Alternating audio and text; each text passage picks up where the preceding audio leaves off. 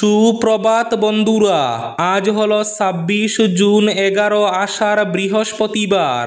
আজকের সকালের বিশেষ বিশেষ খবরগুলি হলো: বাঙ্গারপাড় হারাং নদীতে গড়ে উঠেছে বাঁশের সাঁকো। আজ বিকেল থেকে যাত্রী পারাপারের সম্ভাবনা। এখনও পৌঁছায়নি বেইলি ব্রিজের সামগ্রী। নিশ্চিহ্ন সড়ক, অনিশ্চয়তায় পাহাড় বরাকের সড়ক যোগাযোগ। নির্বিকার নাহাই। আজ জাটিঙ্গায় জিএম, বাগে আসছে না পাহাড় লাইন, অনিশ্চিত রেল যাত্রা। সড়ক ও রেলপথে বরাক বিচ্ছিন্ন হওয়ায় হু হু করে বাড়ছে বিমান ভাড়া। প্রশাসনের নিয়ন্ত্রণে নেই বরাকের বাজার। ফল, সবজি, মাছের অগ্নিমূল্যে জেরবার সাধারণ মানুষ। সড়ক ও রেলপথে বিচ্ছিন্ন হওয়ার জের সুযোগ নিচ্ছে একাংশ কালোবাজারি। অসম মেঘালয় সীমান্তে তীব্র উত্তেজনা, গুলি, কাঁদানো গ্যাস। জরুরি অবস্থা, ইমার্জেন্সির কথা মনে রাখতে হবে নবপ্রজন্মকে, বললেন মুখ্যমন্ত্রী ডক্টর হিমন্ত বিশ্ব শর্মা। একাদশের ঐচ্ছিক বিষয় হচ্ছে সাইন ল্যাঙ্গুয়েজ।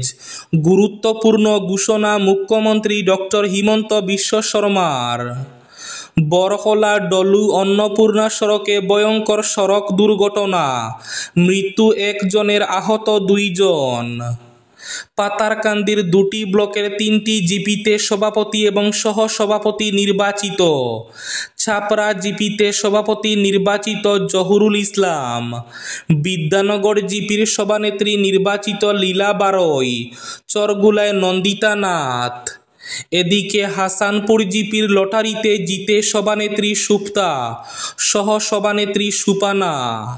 বেসরকারি স্কুলগুলো স্বীকৃতিপ্রাপ্ত কিনা ভর্তির আগে যাচাইয়ের আহ্বান হাইলাকান্দিতে।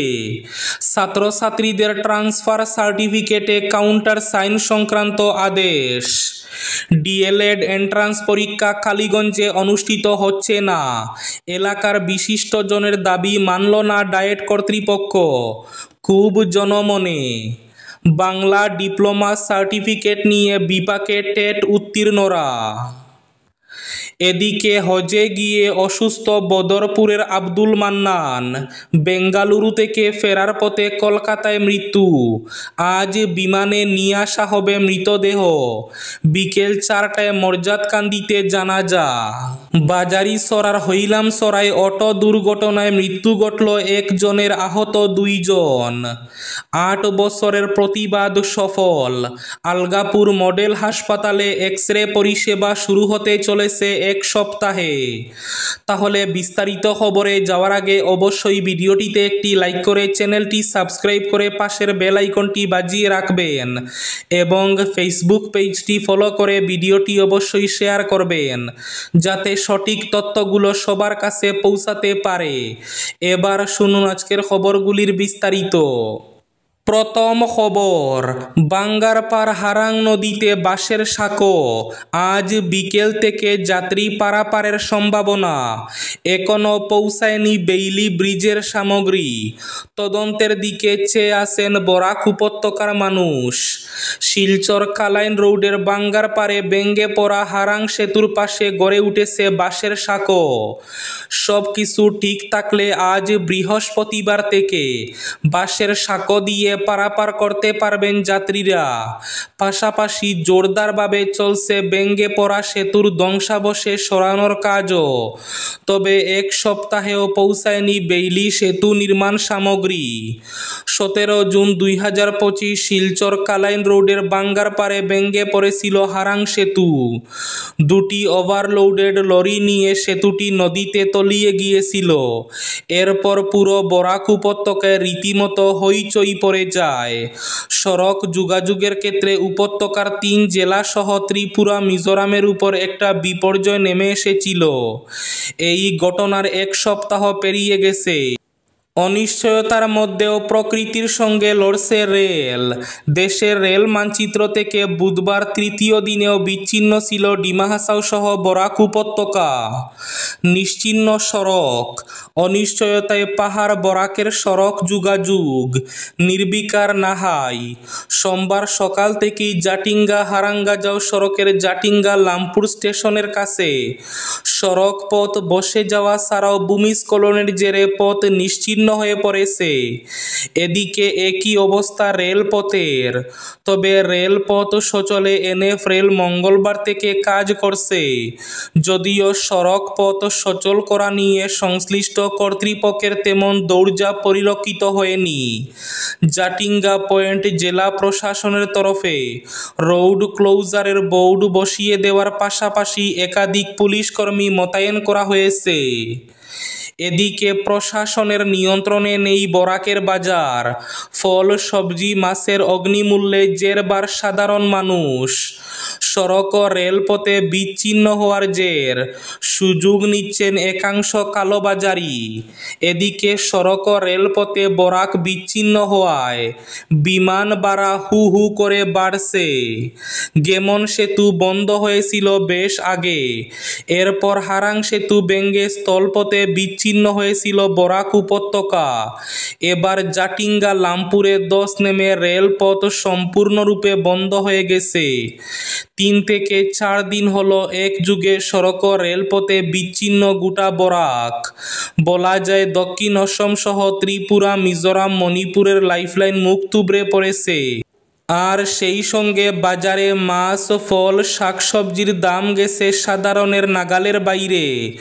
মূলত প্রশাসনের নিয়ন্ত্রণের সম্পূর্ণ বাইরে থাকা বরাক উপত্যকার খোলা বাজার আজ সাধারণ মানুষের দরাচুয়ার বাইরে, যার একমাত্র নিয়ন্ত্রক কিছু সংখ্যক কালোবাজারি। দ্রুত বাড়ছে ভাড়াও। এদিকে জাটিঙ্গা জিএম বাগে আসছে না পাহাড় লাইন। অসম মেঘালয় সীমান্তে তীব্র উত্তেজনা, গুলি, খাদানো গ্যাস।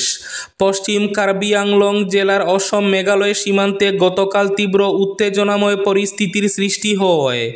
পরিস্থিতি নিয়ন্ত্রণের জন্য অসম পুলিশ গুলি এবং খাদানো গ্যাস নিক্ষেপ করতে বাধ্য হয়। জানা গেছে পশ্চিম কার্বি আংলং জেলার অসম মেঘালয় সীমান্তে কার্বি আংলং স্বশাসিত পরিষদের উদ্যোগে লাল চন্দনের চারা রোপণের এক প্রকল্প বাস্তবায়িত করা হয়েছিল, কিন্তু তাতে বাধা দেয় মেঘালয়ের দুষ্কৃতীরা। 8 বছরের প্রতিবাদ সফল। আলগাপুর মডেল হাসপাতালে এক্স-রে পরিষেবা শুরু হতে চলেছে 1 সপ্তাহে। দীর্ঘদিনের জনদাবি এবং ধারাবাহিক গণ আন্দোলনের পর অবশেষে সুফল পেতে চলেছে আলগাপুরবাসী। প্রায় 8 বছর ধরে বহুবার প্রতিবাদ, বিক্ষোভ এবং গণচাপের মুখে পড়ে শেষ পর্যন্ত আলগাপুর মডেল হাসপাতালে চালু হতে চলেছে এক্স-রে পরিষেবা। এলাকাবাসীর জন্য একটি বড় স্বস্তির খবর এটি। বেসরকারি স্কুলগুলো স্বীকৃতিপ্রাপ্ত কিনা ভর্তির আগে যাচাইয়ের আহ্বান হাইলাকান্দিতে। হাইলাকান্দির ইন্সপেক্টর অফ স্কুলস জেলার পড়ুয়াদের অভিভাবকদের তাদের ছেলেমেয়েদের অধ্যয়নরত শিক্ষা প্রতিষ্ঠানটি আসাম বেসরকারি শিক্ষা প্রতিষ্ঠান নিয়ন্ত্রণ ও ব্যবস্থাপনা আইন 2006 সালের অধীনে বৈধ প্রশাসনিক স্বীকৃতিপ্রাপ্ত কিনা তা ভর্তির আগে যাচাই করতে আবেদন জানিয়েছেন। জেলার ইন্সপেক্টর অফ স্কুলস তথা জেলা প্রাথমিক শিক্ষা আধিকারিক তাপস দত্ত এক বিজ্ঞপ্তিতে জানিয়েছেন, 2006 সালের আসাম বেসরকারি শিক্ষা প্রতিষ্ঠান আইনের অধীনে বৈধ স্বীকৃতিপ্রাপ্ত শিক্ষা প্রতিষ্ঠান থেকে ইস্যু করা ট্রান্সফার সার্টিফিকেটের কাউন্টার সিগনেচার বিদ্যালয় পরিদর্শক বা জেলা প্রাথমিক শিক্ষা আধিকারিক করে থাকেন। এই আইনের অধীনে স্বীকৃতিপ্রাপ্ত নয় এমন কোনো শিক্ষা প্রতিষ্ঠানের ইস্যু করা ট্রান্সফার সার্টিফিকেট বা স্থানান্তর শংসাপত্রে শিক্ষা আধিকারিক থেকে কোনো কাউন্টার সিগনেচার বা প্রতি স্বাক্ষর করার সংস্থা নেই বলে জানানো হয়েছে বিজ্ঞপ্তিতে। ভয়ঙ্কর সড়ক দুর্ঘটনায় এক ব্যক্তির মর্মান্তিক মৃত্যুসহ গুরুতর আহত হয়েছেন আরও দুজন। এমন মর্মান্তিক ঘটনা সংঘটিত হয় বাজারিছড়া থানার সলগই এলাকার হইলামছড়ায়।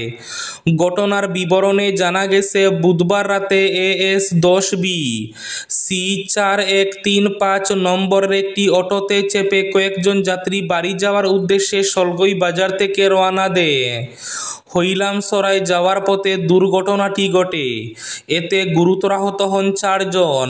পরে তাদেরকে বাজারিছড়ার মাকুন্দা হাসপাতালে ভর্তি করা হলে কর্তব্যরত চিকিৎসক একজনের মৃত্যু ঘটেছে বলে জানান।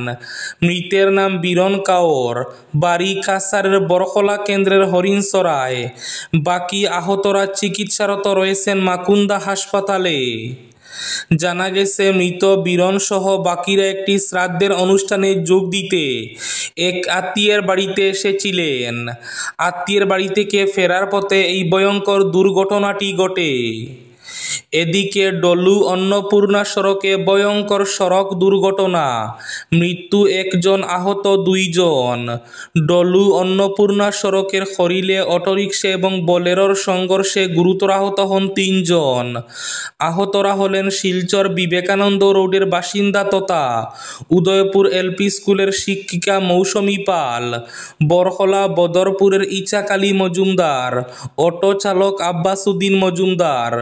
ঘটনাটি ঘটেছে বুধবার দুপুর 12:45 আহতদের সঙ্গে সঙ্গে বরখলা স্বাস্থ্যকেন্দ্রে পাঠানো হয়। এদিকে খবর পেয়ে বরখলা থানার SI মনিরাম কলিতা দলবল নিয়ে বরখলা স্বাস্থ্যকেন্দ্রে ছুটে যান। অটোর 2 যাত্রীর জখম বেশি হলেও ইসাক আলীর শারীরিক অবস্থা আশঙ্কাজনক হওয়ায় তাকে শিলচর মেডিকেল কলেজ ও হাসপাতালে স্থানান্তর করা হয়। সেখানে কর্তব্যরত চিকিৎসক ইসাক আলী মজুমদারকে মৃত বলে ঘোষণা করেন। হজে গিয়ে অসুস্থ বদরপুরের আব্দুল মান্নান, বেঙ্গালুরু থেকে ফেরার পথে কলকাতায় মৃত্যু। আজ বিমানে নিয়ে আসা হবে মৃতদেহ। বিকেল 4টায় মর্যাদকান্দিতে জানাজা। বদরপুর মর্যাদকান্দি গ্রামের বাসিন্দা হাজী আব্দুল মান্নান আর নেই। হজ পালন করার পর 21 জুন অসুস্থতার জন্য মক্কা শরীফ থেকে বাড়ি ফেরার জন্য রওনা হন তিনি। দেশে ফিরে তিনি বাড়ি না এসে বেঙ্গালুরুতে এক বেসরকারি হাসপাতালে চিকিৎসার জন্য ভর্তি হন। তিনি কিডনি, লিভার ও হার্টের বিভিন্ন সমস্যায় ভুগছিলেন। হাসপাতালের চিকিৎসকরা বিভিন্ন চেষ্টার পর তাকে বাড়ি নিয়ে যাওয়ার পরামর্শ দেন। সেখান থেকে সড়কপথে অ্যাম্বুলেন্সে করে বাড়ি আসার পথে কলকাতায় শেষ নিঃশ্বাস ত্যাগ করেন। একাদশের ঐচ্ছিক বিষয় হচ্ছে সাইন ল্যাঙ্গুয়েজ। গুরুত্বপূর্ণ ঘোষণা মুখ্যমন্ত্রী হিমন্ত বিশ্ব শর্মার। একাদশ ক্লাসে সাইন ল্যাঙ্গুয়েজ অর্থাৎ সাংকেতিক ভাষাকে ঐচ্ছিক বিষয় হিসাবে চালু করা হচ্ছে। এটা অসমের শিক্ষাক্ষেত্রের জন্য রাজ্য সরকারের এক গুরুত্বপূর্ণ সিদ্ধান্ত। বুধবার সোশ্যাল মিডিয়ায় এই ঘোষণা করেন মুখ্যমন্ত্রী হিমন্ত বিশ্ব শর্মা। মুখ্যমন্ত্রী শর্মা এই ঘোষণা করে জানান, রাজ্যে 2025-26 শিক্ষাবর্ষ থেকে একাদশ শ্রেণীতে সাইন ল্যাঙ্গুয়েজ সাংকেতিক ভাষা সাইন ল্যাঙ্গুয়েজকে ঐচ্ছিক বিষয় হিসাবে প্রচলন করা হচ্ছে। আজকের বরাক উপত্যকার 3 জেলার আবহাওয়ার খবর। আজ বরাক উপত্যকার 3 জেলার আকাশ ফর্সা থাকার পূর্বাভাস। শিলচর কাছাড়ে আজ সর্বোচ্চ তাপমাত্রা থাকবে 35 ডিগ্রি সেলসিয়াস এবং সর্বনিম্ন তাপমাত্রা থাকবে 26 ডিগ্রি সেলসিয়াস। শ্রীভূমি জেলায় আজ সর্বোচ্চ তাপমাত্রা থাকবে 32 ডিগ্রি সেলসিয়াস এবং সর্বনিম্ন তাপমাত্রা থাকবে 25 ডিগ্রি সেলসিয়াস।